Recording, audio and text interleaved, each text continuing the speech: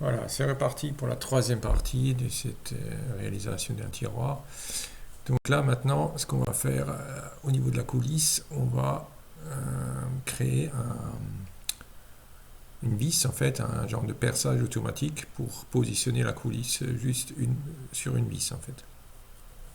Donc si on regarde la documentation technique, donc on va créer ce trou-là, donc il va se situer à 36 mm de en bas et à 37 de devant du champ avant du caisson. Voilà, donc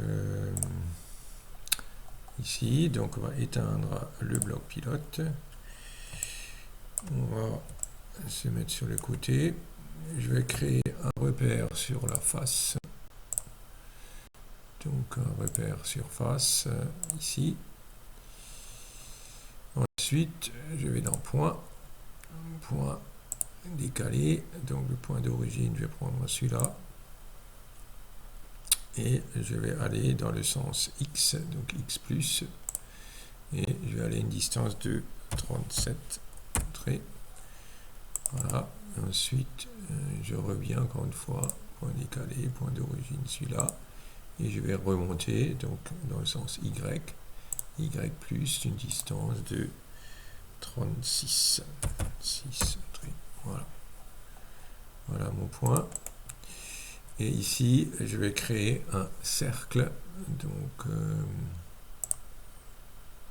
un cercle d'un rayon de, je vais prendre des vis d'un trou de 5, donc d'un rayon de 2,5, entrée et centre ici.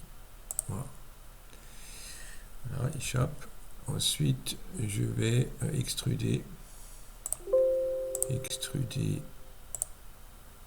ce cercle, on va dire 13 mm.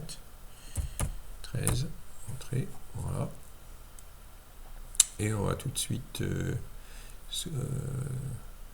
unir tout ça. Donc là, unir, format modifié, c'est celle-là. Donc opération locale, il faut laisser format avec outils à utiliser, cacher les outils, on met 8. Donc celui-là, voilà. Et c'est bon. Je fais exactement la même chose de l'autre côté.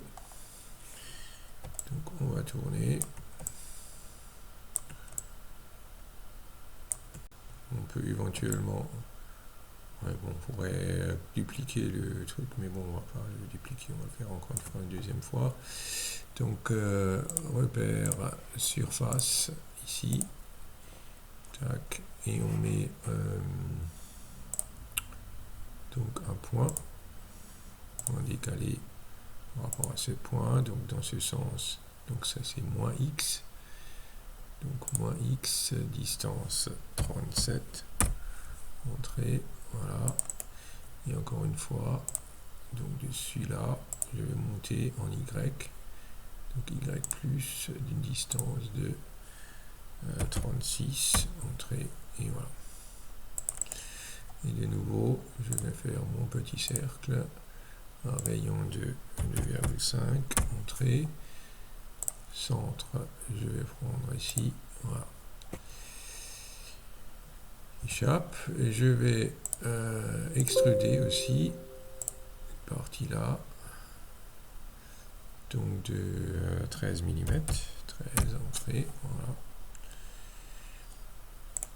Ok, et je vais l'unir, donc unir, format modifié, c'est ça, et outil à utiliser, celui-là. Voilà, donc j'ai donc mes deux vis, plus ou moins, hein, qui vont se percer automatiquement, enfin que je vais faire de sorte qu'ils se percent automatiquement dans le caisson pour pouvoir positionner ma coulisse.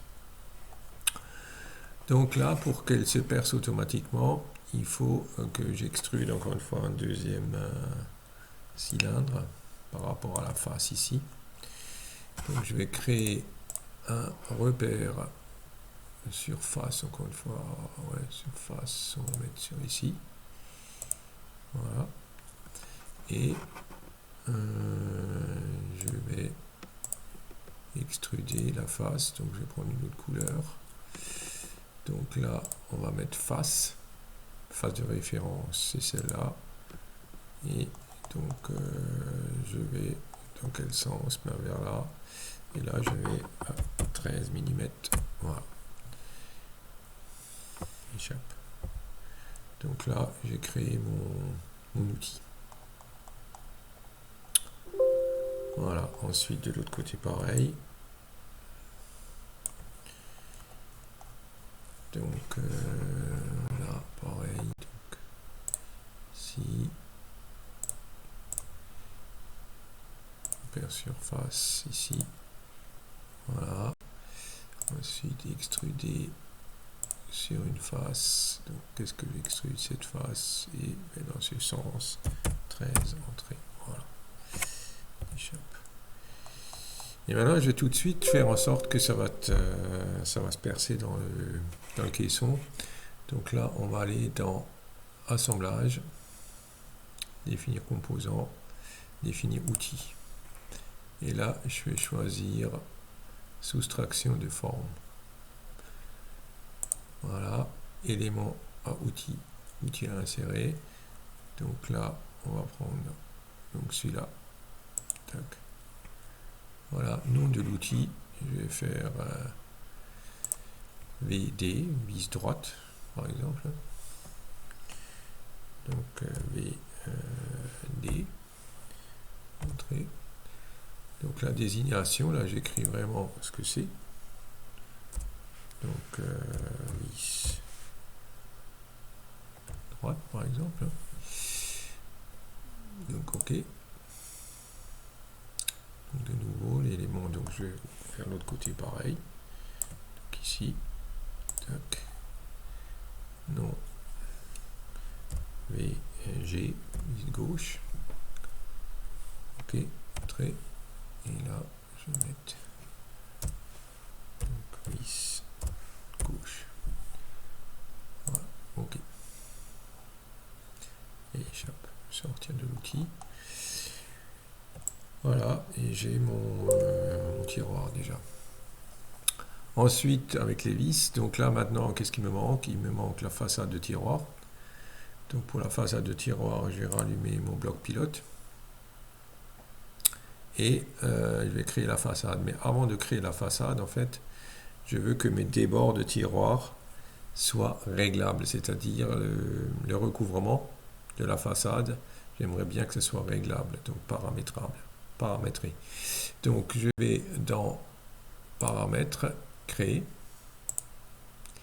et on va dire le débord, le recouvrement de base c'est 16, donc je tape 16, entrée, je vais faire recouvrement haut, donc RH, désignation, recouvrement, recouvre, je mets juste comme ça, abrévié, H, OK, pas texte, le deuxième, donc de nouveau 16, entrée, nom, RP, recouvrement bas, je vais mettre en toutes lettres bas, OK, pas de texte, ensuite de nouveau 16, entrée, donc nom, R droite par exemple, RD, recouvrement, recouvre D, voilà, OK, pas de texte, une fois 16, entrée, et R gauche, recouvre gauche,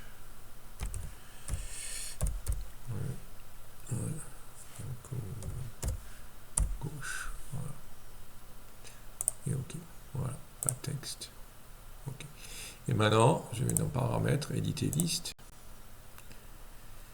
et là, tous les paramètres que j'ai créés sont là, ici. Donc tout cela, on pourra les changer à tout moment, et après, on va les définir comme pilote. Donc là, je vais mettre OK. Ensuite, j'ai créé ma façade. Donc, je vais ici, je vais créer ici avec en automatique. Voilà. Donc là, je suis bien à l'extérieur. C'est ce qu'il me faut, à l'extérieur du bloc. Donc là, je peux tout de suite créer ici. Non, je vais d'abord faire échappe, sortir de la fonction. Et je prends la clé plate, je reviens dessus. Je clique ici. Et le jeu, je mets RH. RH. Entrée. Ah, j'ai un problème, donc je reviens. Je vais vers moins RH. Moins RH. Entrée. Voilà. Là, on est bon. Ici, je vais mettre moins RB. Entrée. Ici, je vais mettre moins RG. RD. Et ici, donc moins RG.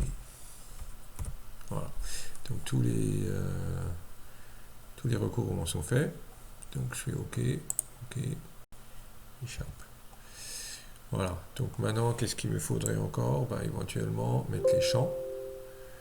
Donc là, je vais mettre les champs aussi tout de suite. Donc, par exemple, on va aller au vert. Alors les champs, c'est où? C'est ici, les champs. Donc assistant création de champs, je vais montrer la face. Et là, j'ai déjà des champs qui sont créés. Si j'ai pas, normalement on a déjà créé des champs dans d'autres. Je prends un champ que j'avais créé avant. Hein. Donc je sais pas, n'importe lequel là. Je prends ce champ là. Là c'est bon, tout est OK. Donc je mets tout simplement OK. Et là, je vérifie si les champs sont bien dessus. Ils sont bien dessus. Tout est bon. Voilà, stop. Et échappe. Voilà, qu'est-ce qu'il me faudrait encore? Maintenant une poignée éventuellement. Donc une poignée. Bon, ça on va le faire dans une autre vidéo. On va s'arrêter là. Et à la prochaine.